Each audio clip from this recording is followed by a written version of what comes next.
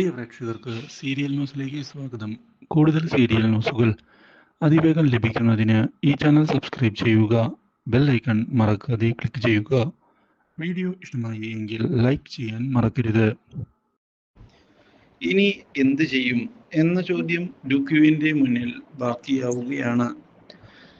അമ്പലത്തിൽ വെച്ച് താലികെട്ട് നടത്താം എന്നുള്ള പദ്ധതിയാണ് പൊളിഞ്ഞുപോയത്. അതുകൊണ്ട് തന്നെ ഇനി കാര്യങ്ങൾ എങ്ങനെ മുന്നിലേക്ക് കൊണ്ടുപോകും? ഇതേ സമയമാണ് അവിടേക്ക് ചന്ദ്രലേഖ കടന്നു വരുന്നത്. ചന്ദ്രലേഖ ഇതോടെ അവളുടെ മനസ്സിലിരിപ്പ് നടന്നു കാണില്ല, അതായിരിക്കുമെന്ന് പറയുന്നു.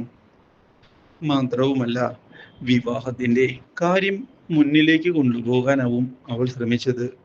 പക്ഷേ അതാണെങ്കിൽ ശരിയായി കാണില്ല.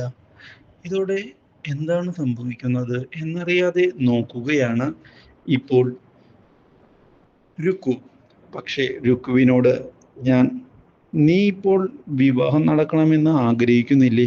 അതിൻ്റെ കാര്യമാണ് പറഞ്ഞത്. എന്താ രുക്കു, എന്തെങ്കിലും പറയാനുണ്ടോ എന്നോട്? ഇതോടെ തൻ്റെ മനസ്സിലെ പ്രണയത്തിൻ്റെ കാര്യം ചന്ദ്രലേഖയോട് തുറന്നു പറഞ്ഞാലോ എന്ന് രുക്കു ആലോചിക്കുകയാണ്. പക്ഷേ കാര്യങ്ങൾ താൻ വിചാരിച്ചതുപോലെ നടക്കുമോ?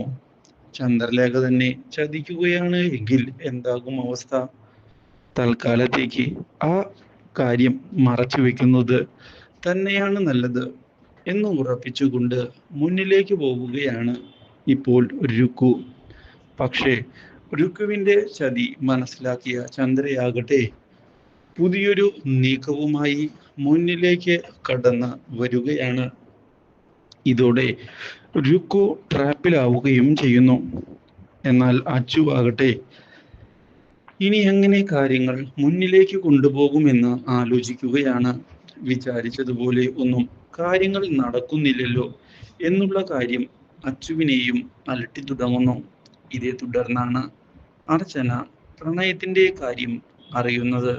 Do like, share and subscribe.